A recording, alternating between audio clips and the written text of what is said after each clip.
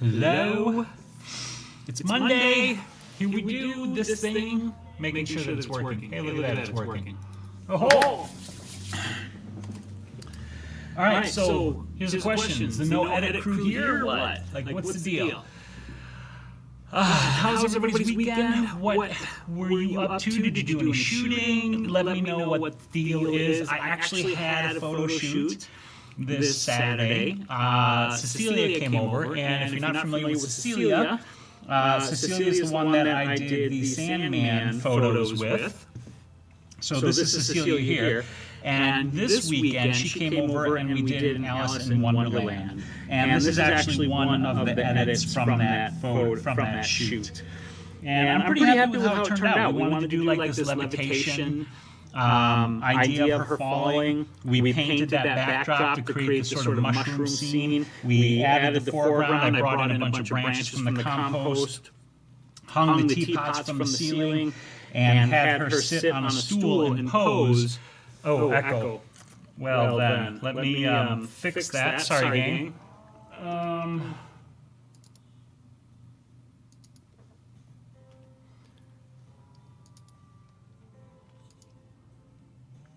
Okay, that should solve the echo problem. Let me know if that fixed the echo here, gang. Echo yes, echo no. Give me an echo. Perfect. Okay, excellent. Good, good, good. All right, so do I need to start over since it was probably terrible sound? Glad to know. Much better. Excellent. Hey, Ricky, how you doing? And hello to Mike and Delavan and Jennifer, who are all here. So hello, hello to everybody. So yeah, do I need to start over and tell you guys everything that I was just saying since the audio was so bad? I set up this new layout, and clearly with this new layout, I didn't have the audio set up correctly. So you're good. Okay, excellent. All right, so how do you like the new layout, by the way? I decided to flip the iPad view around so it takes up more of the screen so that it's easier for you to see what I'm doing when I'm actually editing. Now, obviously, we're all under the impression that I may or may not do any editing at all, depending upon how the chat goes. But let me know what you like. It looks great. Okay, that's cool. Good to know. So yeah, this is the photo. This is one of the photos from this Saturday from the Alice in Wonderland shoot. I'm really happy with how it turned out. It's funny because we shot for probably, it took us like maybe 2.5 hours to set everything up. And then we shot everything in less than an hour. And we were joking about how our photo shoots are like that. 2+ hours of prep, depending upon the set and the scene and what we're doing, and then less than an hour of shooting because you just bang it out and we have the concept and we nail it. So I've got more to edit from this shoot, but this is the first one that I edited, and I'm really happy with how it turned out. So what I was going to work on today is this photo, which is a Poison Ivy cosplay from Anjali, friend of mine and cosplayer based out of Wisconsin here. So let's tear into this. And while I'm tearing into this, let me know what you guys were up to this weekend. What kind of shooting were you doing? Were you doing any shooting at all? Give me the goods. Give me the goods. All right, so let's start with the cleanup. Most of the cleanup is going to be just removing some of the hair from in front of her face and eyes, but also just a slight bit of blemish cleanup. She's got really great skin, though, so I don't really need to do much here. Just a little bit of touch-up. So I want to get these hairs out from in front of her eyes. Her eye, rather. Okay, come on. That one is being fussy on me. So let's make this smaller. Let's get in there. Hey, Alexander Gnomes, how you doing? Ooh, you did a wedding, Jennifer. That's awesome. Mike shot an air show. That's cool. I haven't been to an air show in a long time. So this is one of the things that I find irritating sometimes with Affinity Photo is I'm trying to do this spot, and it keeps putting the same thing in that spot. So you know what? I'm going to just start over and see if I can't get rid of this thing here. So I shot this photo with the Olympus OMD EM5 Mark II, Alexander. Hi, Manny Class. Yes, editing on a tablet. I'm editing in Affinity Photo for iPad. And I am using an iPad Pro, although I am the first person to say that an iPad Pro isn't necessary for this. You can choose to get an iPad Pro, of course, but one of the, like an iPad Air would be plenty powerful for this. And I recommend people, look at different iPads based on the budget that they might have for their editing. How did the wedding go, by the way, Jennifer? Just playing around with my new 2-in-1 polarizer and adjustable ND filter. Awesome, Mike. Yeah, that filter it sounds like a pretty cool deal. And I'm glad you were able to pick that up. That's very nice. Okay, so we got to come up here and get this out of the eye. So we're going to hit that there, and this here, and then that little bit right there, and get this out of here. And as usual, for those of you who may or may not be new, any questions about photography or editing or anything else are more than welcome. I'm happy to chat and talk about any kind of whatever you guys might be thinking about, because this is the Monday Hangout, and maybe I'll get some editing done, maybe I won't. Hello, Brenda. Hi, Sandy. I did some toy photography. I've got a friend who has a ton of figs, and we've been trying to get a following and hopefully some sponsorship. Awesome. So what kind of toys and figurines were you shooting? And where can we see those photos, Ricky? Are those like on Instagram, or do you have a website you're sharing those on? Message me, because I'd love to share that link.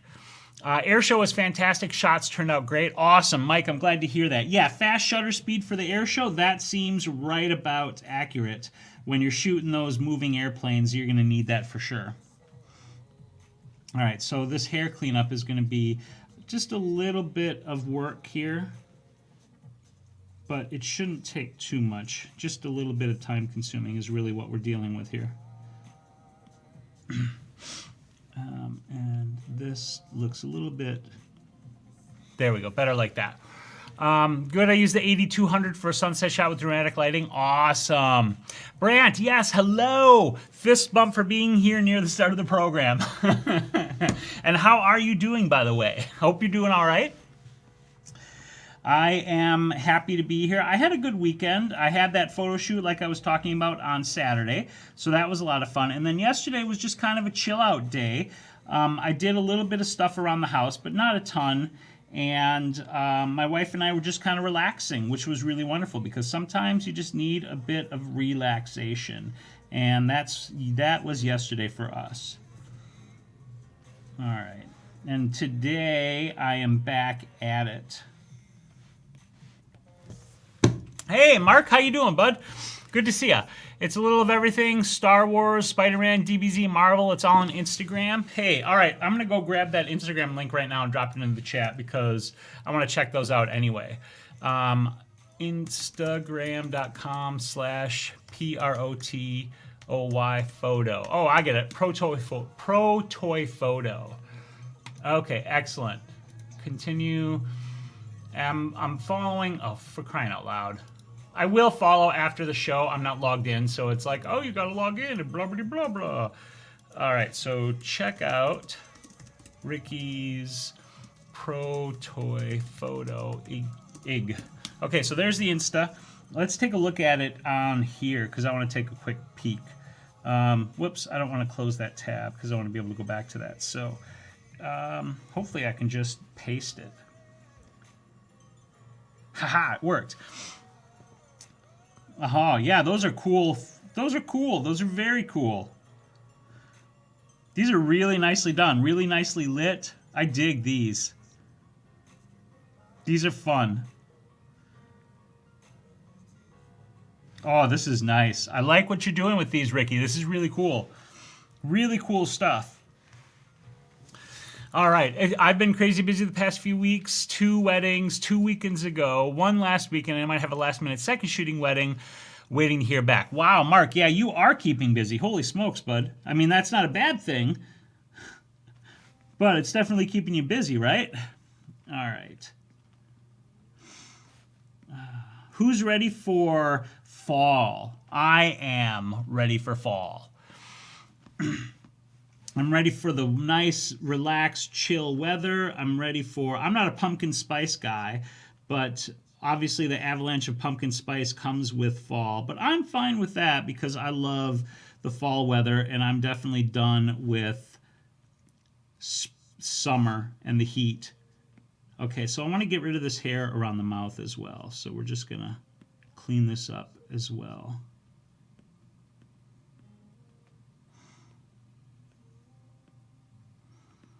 So this is going to be a little bit of kind of detail. See, when you're cleaning up hair, it gets like you got to figure out where do you stop, right? Because if you can go so far and then you just like, pretty soon it looks unnatural. So I'm trying to find that balancing point right here. Busy for sure. Got another potential wedding in November and 2 large family shoots in October. Awesome. It's everything I love about portrait shooting, just way smaller with a toy. Right, and, I mean, to be fair, a way more compliant subject too, right? Because it's a toy, and so you pretty much just pose it, and as long as you can get it to stay where you want it, you can shoot all day long. You don't have to worry about anything else, right? I want it to get below 90 Fahrenheit soon, like before November. Yeah, I would like that too. Brenda says, I'm looking forward to getting some fall color pictures. Forecasters say late October will be peak time in Ohio. Awesome. I've got actually a senior photo, a high school senior portrait session coming up this coming Friday, and we're looking to capture some fall color in that. So that's going to be fun. Yeah, until they fall down over and over, right? That's the only problem. So Ricky, what do you use to like stand them up? Do you use like poster tack or other things like that to pose them and hold them in place? Because I'm sure there's got to be stuff like that that you use in order to accomplish that and get what you want out of them. All right, so I'm just going for a little bit of additional cleanup here and color, fixing up some of the color issues, which I'll also get. I think I want to get this out as well. So all down along here.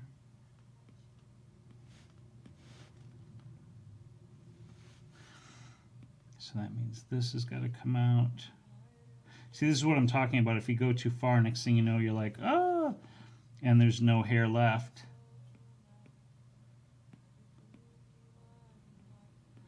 So you got to find the place that you're going to stop.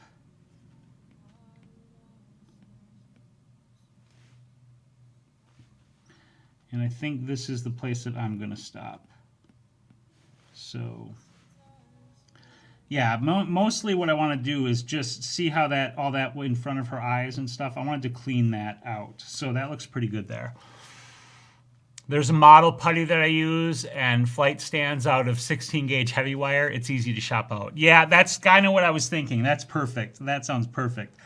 You know, Ricky, you're kind of inspiring me to shoot some more toys. I don't have a lot of toys, though. That's the only issue. So I would have to buy the toys to shoot or borrow them, which I don't know how easy that is to do. I don't know anybody who has a lot of figurines, but that sounds like a ton of fun. And I've done a few shoots just with my Funko Pops. Like you can see, oh, you can't see him. He's hidden over here. But I've got... but he's not super posable, right? So this Deku is just a Funko Pop, and you can't really pose that. But the figurines you have the posability, which would be super fun. Yeah.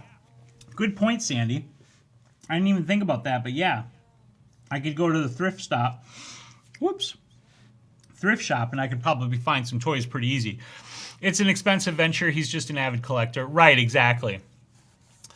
Oh, museum wax. That's a good idea, Mike. That's a really good idea. But yeah, as a way to start, the thrift shop would be a great place to go. Okay, let's get out a couple of these like under eye lines. Alrighty. We're getting somewhere. Just a couple of other spots that I want to hit here. I mean, this doesn't need much.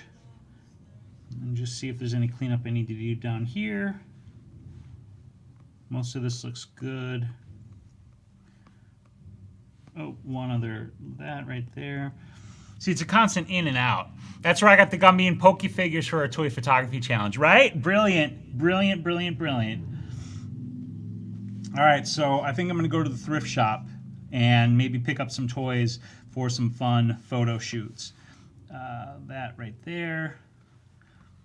Okay, this is looking pretty good. I don't want to undo that. Sometimes when I hit it with the two fingers, it thinks I want to undo, and that's not actually the case. Okay, so now I don't normally do this, but I'm actually going to do a bit of frequency separation here. And there's a particular reason I'm going to do that. I want to just diminish these highlights, the specularity of this light on her cheekbone and on her nose. Okay, so Jennifer, the two photos that I've shown tonight, this one here that I'm editing right now, Anjali, she is a friend of mine, but she's also a client. So I happened to meet Anjali because I did some, so Wizard World is a company that puts on comic book conventions. So Wizard World does them all over the country. It's like, you know, I went to Wizard World Comic Con in Madison, and I had a booth there, and that's how I met Anjali. But as far as like the other models I work with, so as an example, this photo that I shot with Cecilia, we did this as a collaboration together, working together as friends and artists. And I found Cecilia through networking. And when I say that, what I mean is this is something that happened over time. This isn't something that just, boom, I had a network of people. But the basic thing that happened is just because I'm connected with other photographers and models, principally on Facebook, and because different models like Cecilia see my work on Facebook, they will approach me about working together. And that's what happened with Cecilia. And that's what tends to happen now with the people that I work with.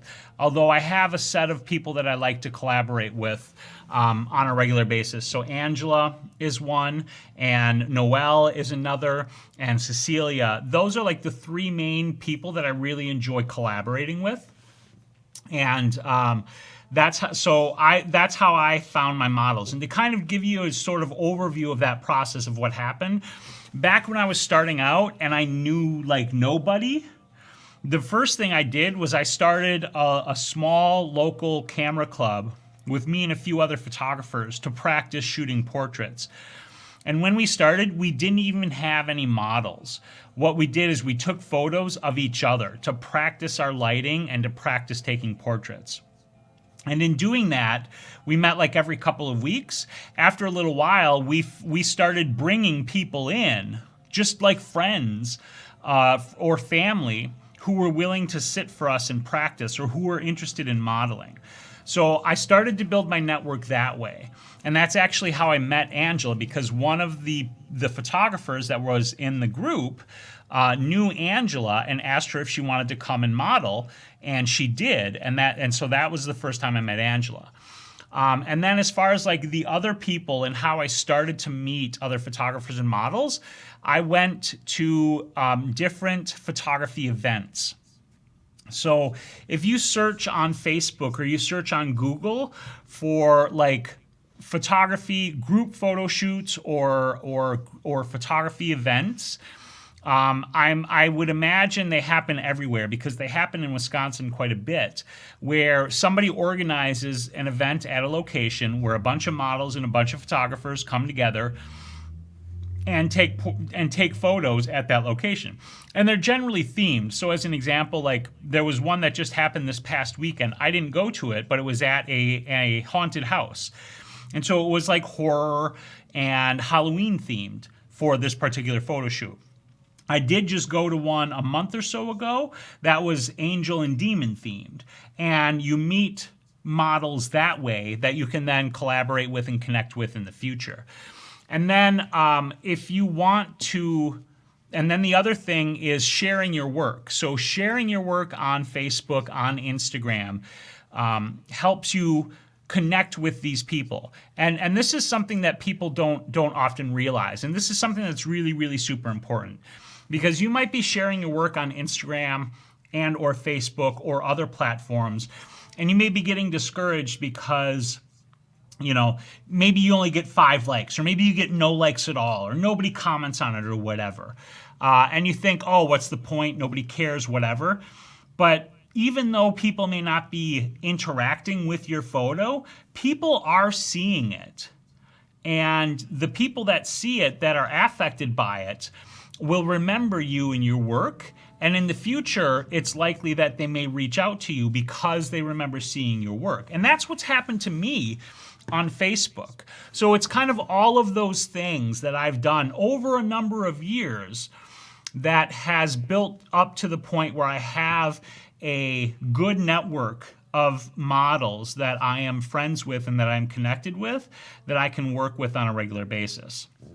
So that's kind of a long answer to the question. And the easiest way to get started, if you want to practice and you want to take photos and you want to experiment and you don't have anyone, is to just reach out to your family and friends on Facebook and say, hey, you know, I'm looking to do this kind of a photo shoot, and be specific about what you want in your photo shoot. Don't just be like, hey, I'm looking for models, who wants me to take pictures? Because then you're just going to get a flock of people who think you're going to give them free photos that they want. You need to be specific about what you want to do, right? So let's say you wanted to do an Alice in Wonderland photo shoot, as an example. Then you could put it out there on Facebook to your friends and family and say, hey, I want to try something. I want to do a fantasy portrait based on Alice in Wonderland. I'm looking for a female model that can be an Alice. Specify the age, you know, minimum age, right? Because as an example, maybe you don't want to do that photo shoot with a, you know, a child, because the child isn't necessarily going to be able to model in the way you want to model. Then say that, you know, I'm looking for, you know, somebody that's, let's say, 18 years of age or older, and then go from there. Mike, that's a good question. I don't use model releases for shoots like this. Since we're collaborating, it would probably be a good idea for me to have model releases on these, just as sort of a cover your ass kind of thing. But I don't, because we're collaborating together, and I give them a copy of the photos when I'm done, and we both have the photos, and I let them know that they're free to use them for, you know, promotional use and for, you know, their portfolios. And if they, because I give them full resolutions when we do trade. When we do collabs, I give them full resolution, and I tell them they're free to go get them printed on their own if they want to. Because they bring, to me, they bring as much value to the shoot as I do. And so I want to make sure that they have the ability to use the photos in the same way that I can. Although I retain the copyright to those photos. Okay, so back to editing, hey? So anyway, I was going to do frequency separation because I want to diminish the highlights on her nose and upper cheekbone a little bit. So we're going to run frequency separation. We're going to crank that up to, that should be about good, like 8 pixels, I think. Tolerance of 50 looks good. And we're going to apply that. Okay, so now we've got these 2 layers. And what I want to do is go to the selection tool. I want to grab this freehand. I want to put a feather on there. Let's put a, we'll put a 25-ish pixel feather on there. And I'm going to do a lasso around here. Now, I want to do, whoops, I don't want to refine. I just want to see what that selection looks like. So I'm going to cancel that. I need a bit more of a feather on that. So I'm going to deselect, and I'm going to do a new. And I'm going to, we're going to go up to 40 pixels on that feather. And then we're going to grab this again. And we are going to do a filter, a blur, and we're going to run a Gaussian blur. And the Gaussian blur will just diminish that a little bit. So, see what I'm doing there? Now, obviously, if you go too far, it looks like hell. You're welcome, Jennifer. So I'm not going to go that far. But if you add some blur to that, like here I'm going to go around 11 or 12. That looks pretty good, and that's diminished that a little bit. So I'm just going to group this so you can turn it on and off, and you can see just how I've softened that highlight a little bit. And that's what I'm after there. So I'm going to do the same thing. And what I'm doing is I'm doing that on the low frequency layer. The low frequency layer is just the color only. So I'm going to grab this in here like so. I'm going to do the same thing. I'm going to run that same filter, Gaussian blur, and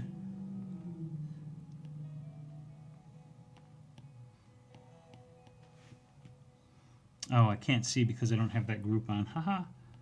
Just want to soften that out a little bit. Like that, I think, is good.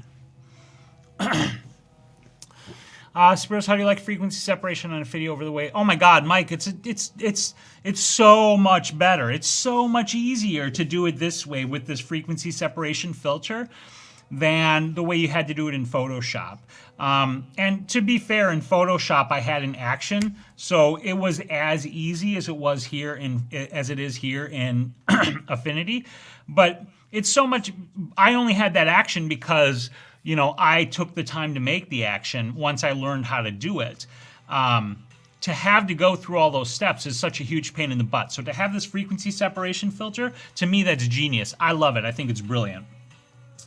Okay, deselect that, go back. So I'm going to show you, see what I did there? Just see how it softens that off a little bit. Those highlights are not quite so intense. And that's what I'm looking for there. And I think that looks pretty good. So I'm just going to rename this group FS so that I know that's frequency separation there. And now I'm going to run my skin softening filter and do that. Hey, Coach Cheeseheart, how you doing? Good to see you. Yeah, and you know what? You know what else I'm excited about? Hey, Leo Manchetti, how are you? How are you doing? Good to see you as well. Thanks for hopping in on the stream. Take a drink here. Best wishes to you as well. I hope you're doing all right. Okay, sorry. I gotta wipe my nose. Ooh. Okay. So I did my skin softening. Let's grab onto that mask. Let's grab the paintbrush. Let's make this white. Let's set the flow to about 6. Let's turn up this brush and let's do a little softening. And it's going to look bad at first because it's overly aggressive, but then I will turn down the opacity and diminish how bad it looks because we don't want her to look like fake, like she looks like an overly softened person. This looks terrible right now, and it's meant to look terrible and overdone. Okay, now we will drop the opacity down. I usually go around 60% or so, and then it adds a nice softening. See that? A way subtler softening that just evens everything out a little bit, and boom, boom, boom. Looks good, looks good, looks good. Okay, looking good. All right, it is 6:30. I should do the thing where I promote myself a little bit, right? So let's do that. shp.photo/merch. You could go to that web link if you wanted to check out my merch and pick yourself up a t-shirt or a phone case or a sticker or a coffee mug. Or we were talking about fall. Well, guess what? Fall and winter, hoodie season, and I got the hoodie right here. So if you want to go check that out, you can do so at shp.photo/merch. And anything you purchase there helps support what I do here on the channel. And if you didn't want to do that, maybe you want to check out my Patreon, where you can become a monthly ongoing supporter and help support what I do on a regular basis. And there are different levels with different perks at the different levels. So if you want to check that out and consider becoming an ongoing patron, that would be amazing. And while we're here, we got to say a huge thank you to Mike and my other patrons. Mike Kaczynski is one of my patrons, and I want to say thank you to you and to Tim Katanko and to PM and to another Michael. And my patrons are you're all wonderful, but thank you so much for being ongoing supporters. You can check that out at patreon.com/Heniadis. And if you don't want to do any of those things, You can always support my channel and me and what I do by sharing my videos, letting people know about my channel, telling people about my courses if they're trying to learn photography. My course links are right there on the screen. You can check those out too if you want to learn any one of those things, flash or manual mode, or how to use Lightroom. So, thank you so much for all of the support that you do give and all of the ways that you do, because I appreciate it. Even the fact that you come here and spend time to watch and hang out with me is amazing. So thank you, everybody, for all of those things. All right. Now, let's get back to our regularly scheduled not editing. We're going to do some dodge and some burn. So I think I said this last time, but I gotta remake my action because it always puts my burn layer down here, and I don't like it down there, and I don't know why I did that. All right. So we got some hair here, and we're gonna start with the dodge. This is gonna take a little bit of time, but hey, that's the way it goes sometimes. All right, so let's hit those highlights and emphasize those a little bit without going too crazy. Love this. I love her eyeshadow in this look here. By the way, you guys get what this is, right? This is, if you're not familiar, this is Poison Ivy cosplay that Anjali is wearing here, that she created, which is fantastic. We had a lot of fun for this photo shoot. All right, so we're brightening up that eye. Looks fabulous. Come over here and get this one as well. And here's one of the things that, oh, I know what I was going to say earlier, and then I got distracted, and I'll have to come back to it. Yeah, looks good, looks good, looks good. All right, yep, Poison Ivy. Can we send you booze for the holiday, Cochise Heart? I would take booze. I would take booze. Yes, you can. Booze is always welcome. Hell, booze helps get me through the day sometimes, I'm telling you. Especially when you're having one of those days. Not that today was one of those days, I'm not trying to say it was, but yeah, booze is always welcome. I love the red she's got on her lip here too. It's a really beautiful color. All right, whoop, that's a little too, there we go. Just hit that right there. And come over here to the hands and just highlight these spots a little bit, just to help that stand out a hair. And all right, into the hair. Favorite booze? It varies, but right now I would say yeah, alcohol's religion, right? Yeah, you got it, Mike. Gosh, you know, I would say, like, in general, my favorite booze is probably Scotch. Although I do like brandy as well. So Scotch and brandy, those are the boozes that I gravitate to. I'm also a fan of wine. I'm not like a wine, you know, like connoisseur or snob or anything like that. But I do enjoy wine. I particularly enjoy red wines that are medium sweet, kind of like right in the middle between sweet and dry. I love that balance between the two of those flavors. Profiles, though that's what I tend to enjoy drinking. Although I'm not drinking either of those things right now. If any of you are wondering what this is, by the way, this is kombucha, which I actually brew myself. Okay, let's get to business on the hair. So when I'm doing the hair, I always turn up the intensity of the dodge and burn a little bit because I like to really have the hair shine. Okay, so what I was going to say earlier is I'd really like to move away from Lightroom on the iPad, and there's a couple of reasons for that. One of which is the way, and I get why Adobe did what they did, because of the way the iPad was up to the point, you know, up until literally this point now. Apple cider vinegar, yeah. I plan to take some of your courses over the winter when things slow down for me. Jennifer, that's awesome. That's super cool. I'm gonna be doing a sale for Black Friday. So Jennifer, if you're not subscribed to my email list, go to my website and subscribe, and you'll catch the promo when I do hold on, I'm typing the link into the chat. So if you want to go here, go to this link to subscribe to my email list, if you wish to do so. Okay, so if you go to that link and subscribe to my email list, you will definitely get notification about the sale, my Black Friday sale when it comes. So if you're waiting for a deal, that's the time to do it.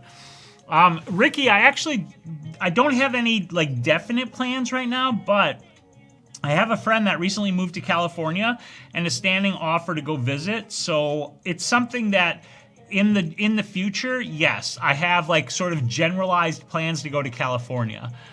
I'm Native American. I can get you peyote for the holidays. Cochise Heart, I would take peyote. I would like to try peyote, to be perfectly honest with you. I've mentioned this before. I kind of want to try psychedelics, either like mushrooms or LSD, just because of the experiences that I've heard about people getting from them, like as far as sort of mind-altering, thought pattern changing experiences. And I've never tried any of those sorts of mind-altering substances, and I would like to try it sometime because I think it would be an interesting experience, and I would like to see if and how it would change any of my thought patterns and what my journey would be like if I had the opportunity to do something like that. So, yeah, there's my little admission that I want to do drugs, or at least try some mind-altering substances. Not that we don't already with alcohol, right? Mushrooms will definitely give you a spiritual ride. Yes, indeed. And I know they're legal now in Denver. I'm not sure if it's all of Colorado or if it's just Denver. But the more stuff that happens in Denver, the more I feel like I need to move to Denver. Plus, Zara is out in Denver. And being closer to Zara would just be awesome because Zara is my pal. And we like to do stuff together. All right, let's see how we're doing here on the hair. This is looking nice. But Colorado, Denver particularly, is expensive. And I don't know that I'd be able to afford to live out there. That's one of the advantages of living where I live here in Wisconsin, is it's not an expensive place to live, which has its drawbacks, but also has its advantages. And literally the cost of living is one of those advantages. It is cheap. It is a cheap place to live. And that's actually part of what affords me the ability to do what I do. Although that's going to be, like, some of the stuff that I'm doing is going to be changing. But I don't have any definites yet, so I don't want to say too much just because I don't know what I'm going to be doing just yet. Or not doing. All right, we got some nice brightening up in the hair. That looks good. See if there's anything else I want to get. I'm going to leave the background for the most part. So let's switch to burn. Hey, Tom, how you doing, bud? It's a little warm in here. All right, let's see if I can finish this photo before the end of the show today.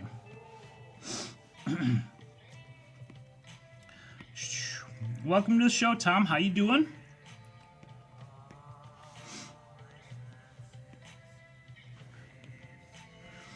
All right, give some definition here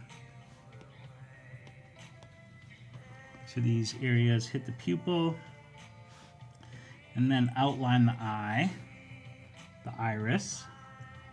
Make that stand out a little bit. Same thing over here.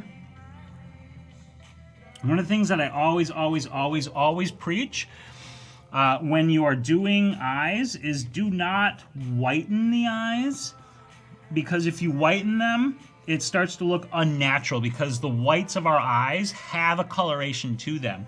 And if they're too white, it just looks freaky in the photo. So that's something to always be careful of when you're editing and you're working on eyes. Brightening them is fine. Obviously, you don't want to go too far with brightening them. But whitening them is dangerous. Let's see. Missed the first half. That's okay, Tom. It'll be there for the replay if you want to check out the first half. When doing your dodge and burn, you set your flow to a certain level. Yes, I do. So my flow, when I'm doing dodge and burn, is usually around 5 to 10%, because I don't want it to be too aggressive. So, like, typically, what is the old saw, the mind that alters all? I'm not sure what that means, Brant. So yeah, I tend to go 5 to 10%. George, hey George, how are you? My little girl has just been sick and I've switched on to you from the UK at 0:40 in the morning. But hey guys, anyway. Hey, thanks for dropping in, George. I hope your little girl feels better soon. Being sick is no fun for anybody. Hey guys. Hey Rick, how you doing, buddy? I love Utah. Economy is booming and taxes are low and very affordable. Maybe I should consider Utah then. Yeah. I'm always open to new and different places, but the one problem is I really, really like my part-time job, the job that I work at the local papermaking museum. I really enjoy that. And if I moved to another state, I would have to leave that job. And that job is also part of the reason I'm able to do what I do, because on my own, just doing what I'm doing, like with the YouTube stuff, I don't make enough. I need the supplemental income from my part-time job. So that's actually a thing that is part of why we stay here where we are. Even though we do like it here, it's not like we feel tied to this place. We enjoy living here. We like it as a place to live.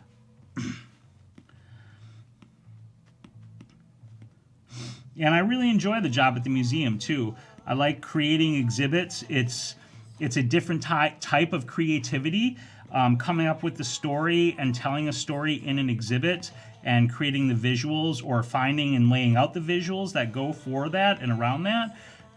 That stuff is all really fun and really enjoyable. And I like the history of it too, like reading and researching and learning about what happened in the past and learning about the people and their stories. That's all very, very fun.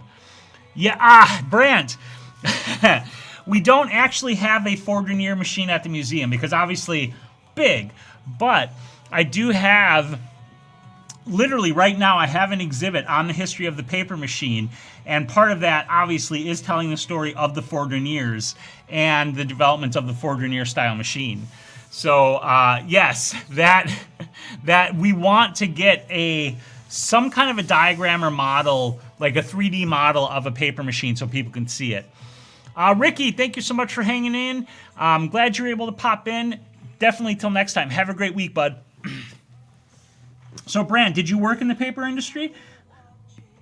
I've never actually worked directly in the paper industry, although I did work for about 10 years out of college. I worked in the printing industry, so I worked on a printing press, and I actually enjoyed that quite a bit as well, but I ended up leaving that job because, you know, factory jobs, hours are an issue a lot of times, and all of the overtime that they typically want you to work, and I got passed over for promotion in a way that was kind of crappy, and so I ended up leaving that job and in general leaving printing the industry, although I very, very, very much enjoyed it.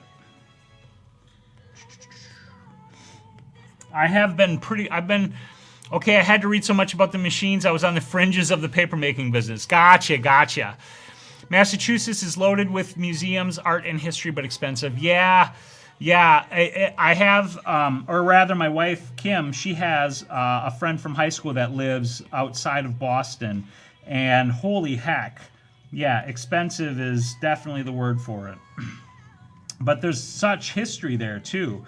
As an example, you know, Rice, Barton, and Fales is based in Worcester, Massachusetts, and that is a very old, one of the first companies that made paper machines in the United States.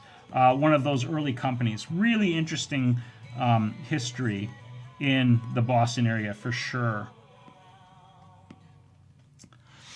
The trips to Chicago, Rick, trip to Chicago was great. ClickCon was really wonderful. Got to meet Steve there, which was awesome. Steve Land and Melissa were both there. That was fantastic. I taught my classes, which was a lot of fun. I had a blast with that. I'm hoping to go back and teach again for ClickCon in 2020.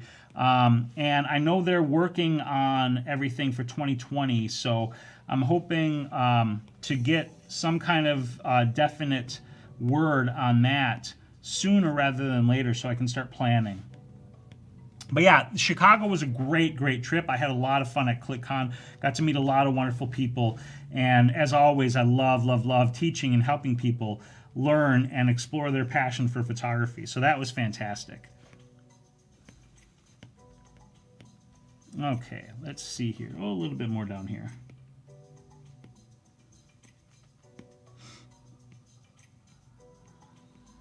Okay, I think we got it.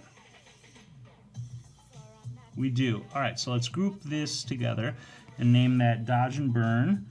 And always like to take a look at what that looks like. So off and on, looks good, looks good, looks good. All right.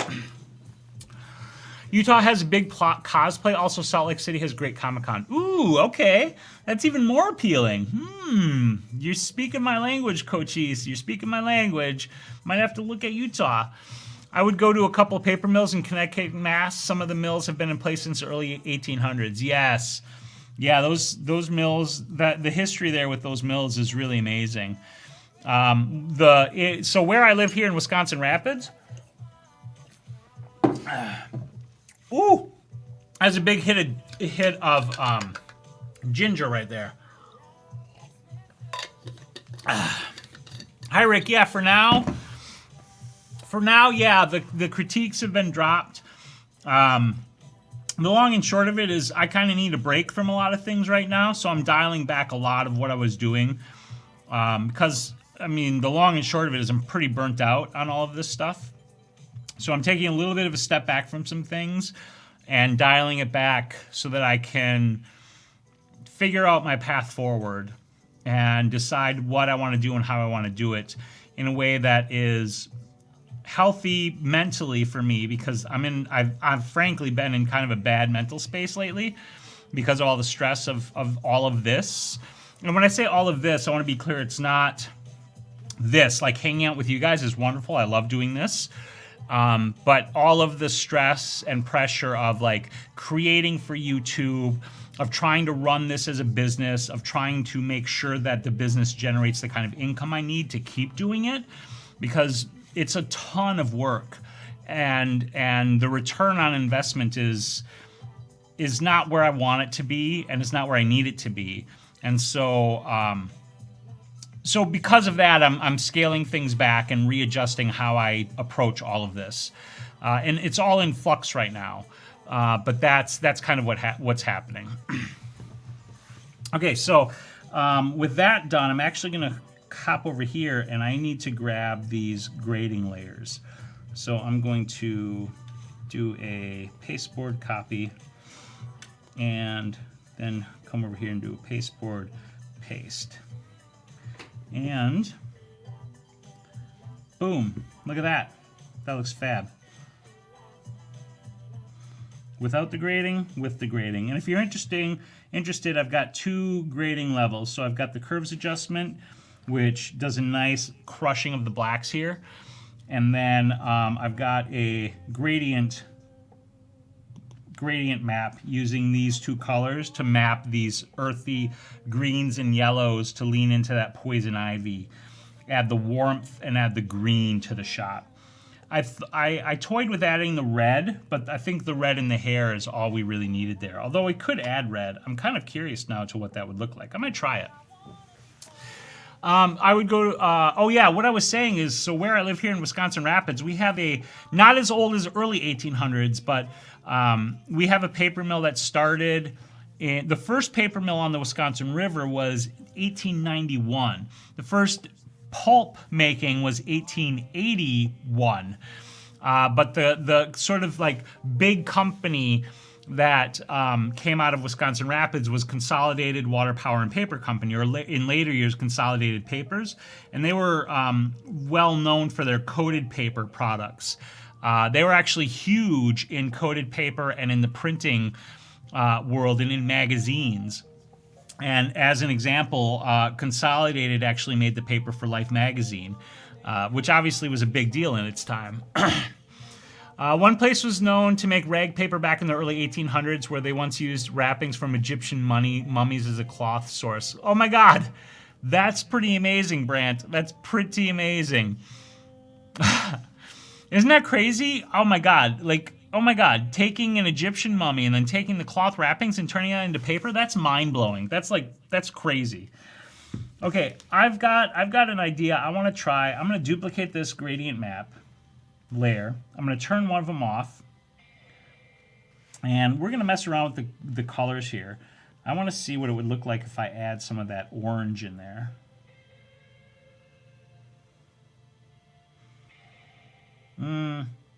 I think it works better where I had it. I don't know. What do you guys think? I kind of like leaning into the red a little bit now. Rapid says it all. Everything needed, fast water to run the mills and make paper. Exactly, right? Exactly. So here's another interesting tidbit about Consolidated. When they finally, so the company formed, the company was incorporated in 1894, but they actually didn't start operation until 1904 because of a lot of crazy stuff that happened in the 10 years in between there. But when they did start, they started up with 2 paper machines, and those 2 paper machines were the first two paper machines in history to use electric drive motors, which is pretty wild, right? Because again, you know, it's crazy to think about the fact that for the first 100 years of paper machines, they were driven by, you know, the water wheels or the steam power, which is wild. And then you have this company in Wisconsin Rapids, of all places, that happens to be the one that puts together the first and uses the first, you know, electric drive motor paper machines. Like, you know, it's just cool. The history is fun. Oh, I understand it was fun. However, don't want to run yourself into the ground. Yeah, exactly, Rick. That's you know, and the critiques, I mean, it's, you know, it's all cumulative, all of the stuff that I was trying to do to make all of this stuff go. So yeah, you know, dialing it back is where I'm going right now. Oh, Victorian times, they used to have mummy unwrapping parties, was a big deal. Really? Oh my God, I gotta look that up, Mike. I've never heard of that. That sounds crazy. That sounds crazy. Some of the old mills in the Northeast still use wooden gears. Yeah, isn't that wild? All of those old machines and all of that stuff is just, to me, it's endlessly fascinating. Again, the history, the stories behind it, the people, how these things came to be. It's just, to me, I love those stories. Rapids is a mill town that does well at times when the industry is strong. It has lost population in the last few years, needs to diversify. Mike, you're absolutely right. Yeah, the mill has been, you know, like the tent pole. But that's a problem, because if you don't have a diversification in the industry or just in this sort of economy in general, obviously that hurts at times. And I agree 100%. Excuse me. Hello, Seth. Hello. Greetings from South Africa. Greetings from Wisconsin. Thank you for joining. You know, I'm kind of digging the red over. They both look good. Gosh, I can't decide now.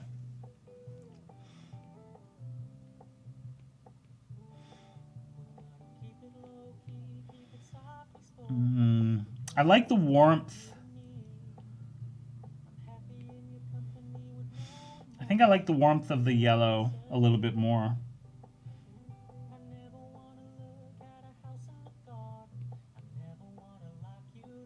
Yeah, I think I like the warmth of the yellow a little bit more. The red for you, Mike? Yeah, I'm going back and forth now. I do kind of like the red. Okay, so I'm going to try something else here. I'm going to add a point in the mids, and we're going to throw yellow in there. Oops, too high. 50%. Add that yellow kind of warmth a little bit towards the orange. Let's see what that looks like. All right, so there's that.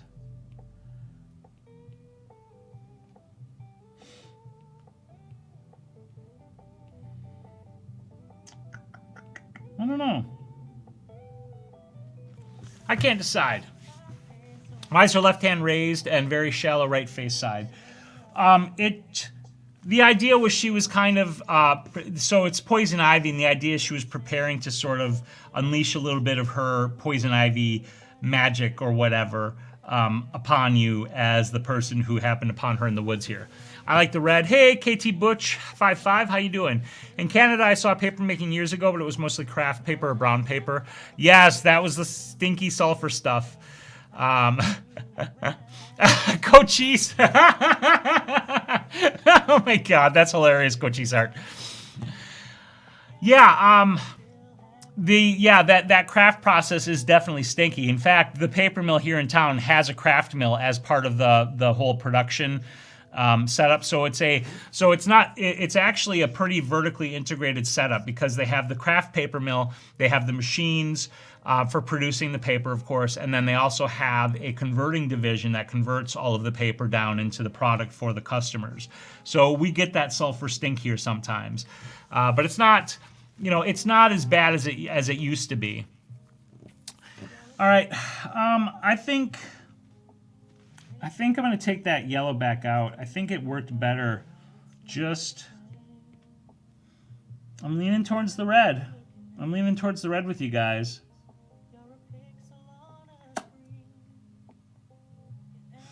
But I like that warmth. I really like that warmth that comes from the kind of yellowy orange.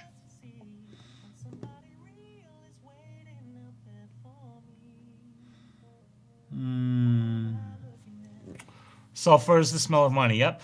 Hi, George. I'm going to get the iPad Pro 12.9. How is it for traveling around with? So it's good, but it is big for an iPad, obviously. 12.9, it's a larger size. Yeah, her hair definitely pops with the red, Mike. I agree. And so I would say this, like, generally speaking for traveling, I love it. The one place I kind of wish I had a smaller iPad was for on the airplane, because the 12.9 is a little bit big for using on an airplane. When you're sitting there in your seat and you're cramped and all. I've used it on the airplane. I've edited photos on the airplane, and it's fine. But in that case, a smaller one would be a little bit nicer, like the 11-inch, or whatever the actual size is. But outside of that, like, for me, this is amazing for traveling because it's a big screen, but generally speaking, it's a small and light package, and it fits in any of my bags, and it doesn't add that much weight, because compared to a 13-inch laptop, this thing is really light. And I love the way the keyboard just flops around so it doesn't add a lot of bulk to it. I think it's fantastic. I love it, love it, love it. Again, the only caveat to that is when you're on the plane, that smaller iPad would be a little bit nicer. All right. Yeah, her hair definitely pops with the red. Here's what I'm going to do. I'm going to ask Anjali which one she likes better because I can't decide. I'm digging the red, but there's also that warmth that I like that comes from the yellowish orange that I'm adding there. So I'm gonna do two versions of it and see what she thinks. I have a feeling she'll like the red as well. Brant, have you ever seen the Japanese papermaking techniques for personal art use? I've never done it myself, but it is doable. I have seen it. It's an incredible process. It's beautiful, beautiful paper too. I've never seen it in person, but I've learned about it and I've seen videos of the process. And it's the paper is, and I've handled samples of the paper, and it's really beautiful stuff. I love handmade paper. I think it's really wonderful. But I love the machine-made paper too because of all the history that's in there and all of that really cool stuff. And I've actually made a couple of pieces of paper myself, messing around with the blender. Not here at home, but at museums that have a setup for you to make paper. So I've been to the Robert C. Williams Papermaking Museum in Atlanta. And that actually used to be the Dard Hunter Papermaking Museum, which was located in Appleton, Wisconsin. And it moved to Georgia to become part of Georgia Tech University.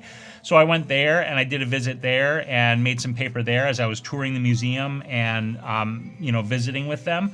And then I went to Appleton, and they have a more child-oriented papermaking museum, but it's still a cool museum. And I went there, and they have an area where you can make paper, and I made a piece of paper there as well. And I actually use that piece of paper as part of the tour when I'm demonstrating certain things and trying to talk about the characteristics so that they can touch and feel it and see what it's like. Yeah, it's super interesting. It's super fun. Again, like, I love that part-time job for all of this. It's super fun and it's super interesting. And the fact that, I get paid to read about history and then tell stories about history, right? Like, that's fantastic. I mean, you almost can't ask for a better job. So I love that job. And I quite frankly don't want to leave that job. And even if all of this YouTube stuff that I'm doing was just going gangbusters, I'd still work there because I genuinely enjoy it. And I know that they don't want me to leave because they value me and what I do there, because I mean, I'm not trying to, but I tell a good story. I give really good tours. People really enjoy coming to the museum for my tours. And it's a little bit funny, but if you want to see what I'm talking about, go to TripAdvisor and look up the Wisconsin River Papermaking Museum and read some of the reviews, and you'll see what people say about coming in for my tours. So it's a little bit funny for me to say that, because I almost feel a little bit embarrassed saying it, but it's the truth. I do a good job and people enjoy it.